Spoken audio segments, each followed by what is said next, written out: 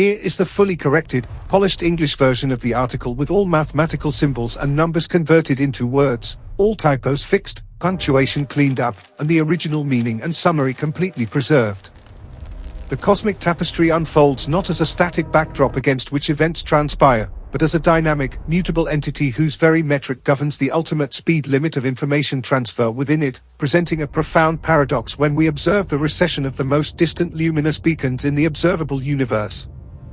This paradox, encapsulated in the apparent superluminal recession of galaxies, immediately raises the specter of a violation of Albert Einstein's hallowed special theory of relativity, the bedrock of modern physics, which posits that the speed of light in a vacuum, denoted by the symbol c, represents an insurmountable velocity barrier for any object possessing invariant mass.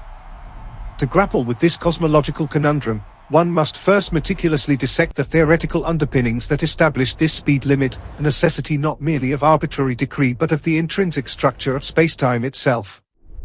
The core constraint articulated within special relativity arises directly from the energy-momentum relation, where the relativistic mass of an object moving at velocity v relative to an observer is given by the rest mass divided by the square root of 1 minus v squared over c squared. As the velocity v approaches c, the denominator approaches zero, causing the relativistic mass to approach infinity. Consequently, the kinetic energy required to further accelerate this increasingly massive object also tends toward infinity. This mathematical certainty translates into a physical impossibility. Accelerating any object endowed with non-zero rest mass to the speed of light would necessitate an infinite supply of energy, a resource demonstrably unavailable within the confines of our physical reality.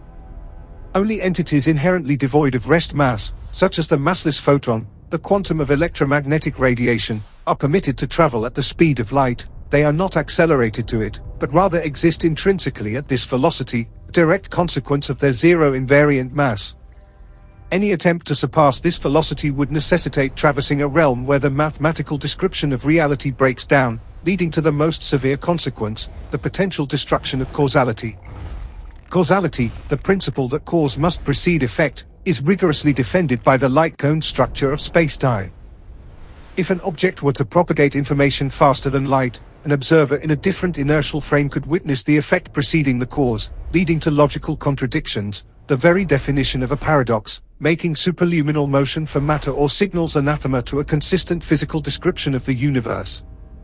The observational evidence, however, paints a picture seemingly at odds with this constraint, primarily manifested through the phenomenon known as cosmological redshift. When we examine the spectrum of light emitted by distant galaxies, we observe that the characteristic spectral lines, the fingerprints of specific chemical elements like hydrogen or calcium, are shifted toward the longer wavelengths, the red end of the electromagnetic spectrum. This is not merely a Doppler shift caused by a galaxy moving through space away from us, although that component exists for nearby galaxies. In the cosmological context, this redshift, denoted by Z, is predominantly a consequence of the expansion of the universe itself. As light traverses the immense gulfs of intergalactic space over billions of years, the fabric of spacetime itself stretches, and this stretching concomitantly stretches the wavelength of the propagating photons.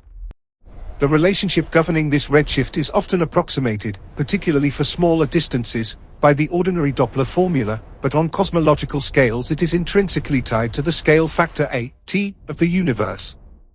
The observed wavelength is related to the emitted wavelength by the expression 1 plus Z equals the observed wavelength divided by the emitted wavelength, which for the expanding universe is equivalent to the ratio of the scale factor at the time of observation, today denoted A0, to the scale factor at the time of emission. The crucial step in reconciling the observed redshift with motion involves interpreting this redshift in terms of a recession velocity using the highly successful, though only locally accurate, non-relativistic approximation of the Doppler effect. Recession velocity is approximately equal to c times z, valid only for small redshifts, that is, when z is much less than 1. However, when examining the light from the most ancient and distant objects, quasars, the most luminous active galactic nuclei, or the faint light from early galaxies observed by instruments like the Hubble Space Telescope and now the James Webb Space Telescope, we measure extremely high redshift values. For instance, the current record holder for a spectroscopically confirmed galaxy has Z values exceeding 16. If naively plugged into the non-relativistic Doppler approximation, this translates into an apparent recession velocity far exceeding c. even when employing the full relativistic Doppler formula, which accounts for time dilation and the angle of observation. Extremely high redshifts still yield velocities greater than c. The existence of these high redshifts is not a theoretical construct but a bedrock observation, confirmed across numerous independent cosmological probes, including the cosmic microwave background radiation, which exhibits a near-perfect black body spectrum with a current temperature of approximately 2.725 Kelvin, a redshift corresponding to an event when the universe was only about 380,000 years old. This leads us back to the central question: if the measurement implies a velocity greater than c, have we invalidated Einstein's foundational postulate? The answer lies in recognizing the domain of applicability of different physical theories and, more fundamentally, in correctly interpreting what is moving and how it is moving. Newtonian mechanics, excellent for describing terrestrial phenomena or the orbital mechanics of planets in our relatively slow-moving solar system, fails spectacularly when velocities approach c or in extremely strong gravitational fields, which is why we require general relativity. Similarly, special relativity, which precisely describes motion within a locally flat spacetime background, does not inherently govern the dynamics of the universe as a whole, particularly its large-scale expansion, which is governed by general relativity applied to the entire cosmos within the framework of the Friedmann-Lemaitre-Robertson-Walker metric. General relativity is not just a theory of gravity, it is a theory of spacetime itself. It states that mass and energy tell spacetime how to curve, and curved spacetime tells mass and energy how to move.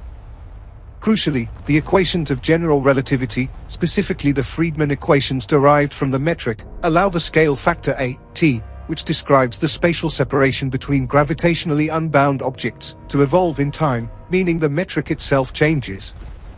When we observe a distant galaxy receding faster than c, it is not because the galaxy has somehow equipped itself with a drive exceeding the local speed limit, rather, it is because the intervening space, the metric separating us from that galaxy, is expanding so rapidly that the proper distance between the two is increasing at a superluminal rate. To illuminate this distinction, a powerful, if imperfect, analogy is the escalator.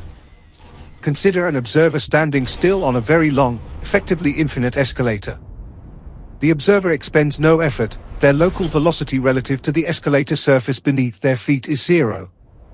Yet to an observer stationary relative to the ground at the bottom, the person on the escalator is moving away at the speed of the escalator itself. The motion is imparted not by the person's own action, but by the continuous movement of the medium supporting them. In the cosmological context, galaxies are like the stationary passengers, and the fabric of spacetime is the escalator. General relativity places no speed limit on how fast the spatial metric can change, no limit on how fast the escalator may run. The speed of light limit c of special relativity applies only to local motion of objects through space, that is, the velocity of matter relative to the spacetime locally defined around it.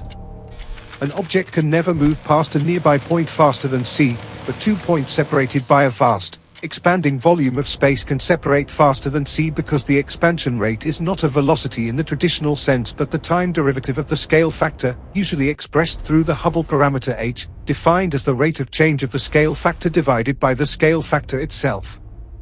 The apparent recession velocity derived from redshift, which can exceed c, is often written as apparent velocity equals the present Hubble constant h0 times comoving distance d. While this linear relationship, Hubble's law, is strictly accurate only for nearby objects, it illustrates the core concept: distance itself grows, and this growth is proportional to the distance already present. The thing being stretched is spatial separation, not the physical motion of the galaxy through its local inertial frame. The critical boundary in this discussion is the Hubble sphere, defined as the radius at which the apparent recession velocity exactly equals c, given by radius equals c divided by h0. With the current value of the Hubble constant around 67.4 km per second per megaparsec, this distance is roughly 15 billion light-years. Galaxies beyond this sphere are currently receding from us faster than light due to the expansion of space. Light emitted today from galaxies beyond this boundary will never reach us, because the space created while the light travels expands faster than the light can cross it. However, the expansion rate is not constant. It has changed dramatically throughout cosmic history and currently, thanks to dark energy, is accelerating. This accelerating expansion introduces the cosmic event horizon, the boundary beyond which events occurring now will never be observable to us, no matter how long we wait. In the standard CDM model, where dark energy behaves as a cosmological constant with equation of state parameter W exactly equal to -1, such an event horizon exists at a finite, though very large, distance. The light we receive today from the most distant galaxies was emitted billions of years ago, when the universe was smaller and the expansion rate was slower. At the moment of emission, those galaxies were inside what was then the Hubble sphere, so their light could start its journey toward us. The subsequent expansion has greatly stretched the wavelength, hence the high redshift, but the photons have successfully crossed the expanding metric and are only now arriving. Their current calculated recession velocity exceeding c is simply a statement about how much expansion has occurred during the journey, not a violation of the local speed limit that governed their propagation. Each photon has always moved locally at exactly c relative to the spacetime immediately around it at every instant, perfectly obeying Einstein's postulate. The entire resolution hinges on the rigorous distinction between motion through space, limited by c, and the expansion of space itself, not limited by c.